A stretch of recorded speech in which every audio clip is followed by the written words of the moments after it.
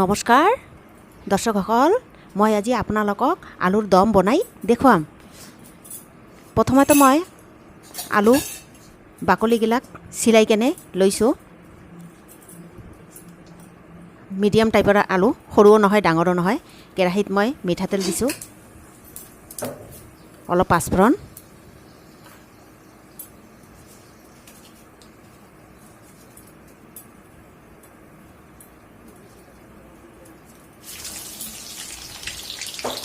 মই সম্বাৰত পাঁচফোৰণ দি ভাল পাওঁ, আপোনালোকে জিৰাও দিব পাৰে।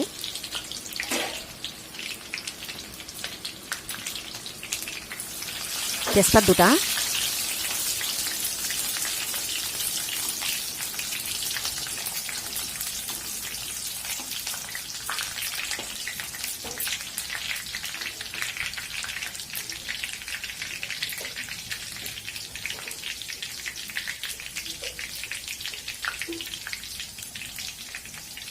পিঁয়াজ অলপ দিছোঁ, তেজপাতৰ লগত হালধি দিলোঁ,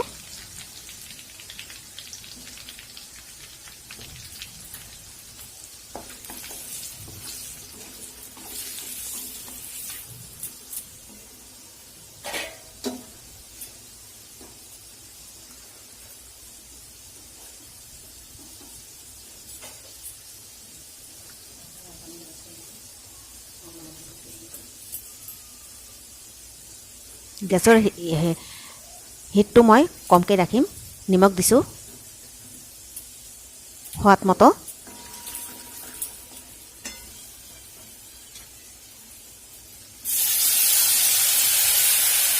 এতিয়া জিৰা দিলোঁ, অলপ আদা বটা,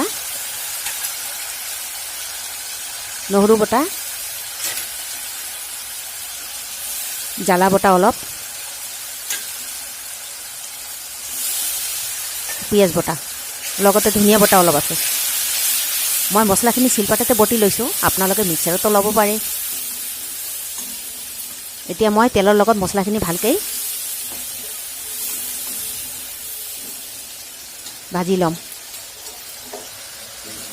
মছলাখিনি ফ্ৰাই কৰা হৈ গ'ল। মই এতিয়া আলুখিনি দিছোঁ মছলাত।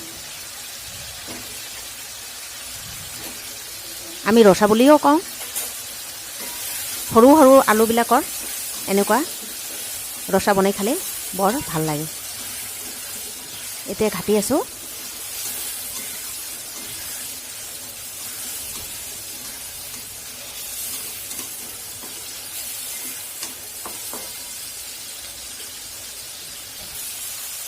ভজা হৈ গ'ল মোৰ আলুখিনি।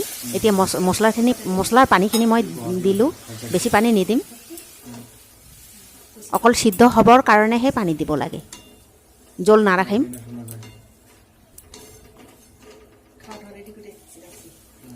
লগতে দুটা জ্বালা দিছোঁ। ঝাল অলপ হ'লেহে ভাল লাগে ৰচাটো খাবলৈ। হৈ গ'ল, ইমান সোনকালে হৈ গ'ল মোৰ। দেখিব পাৰিছে আপোনালোকে। মই গৰম মছলা দিলোঁ অলপ। নমোৱাৰ আগতে মই গৰম মছলা দিম।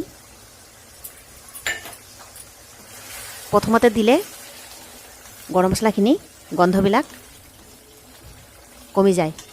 নমাৰ আগতে দিব লাগে গৰম মছলা। মোৰ ভিডিঅ'টো চাই আপোনালোকে ভাল লাগিলে মোক ছাবস্ক্ৰাইব কৰিব নাপাহৰিব। মই বহুত কষ্ট কৰি মই ভিডিঅ'বিলাক বনাই আছোঁ আপোনালোকৰ অকল ছাবস্ক্ৰাইবৰ কাৰণেহে। তেনেহ'লে মই আপোনালোকক নতুন নতুন ৰেচিপি বনাই দেখুৱাম। ইয়াৰ কাৰণে আপোনালোকক মই মোৰ ফালৰ পৰা ধন্যবাদ জনাইছোঁ।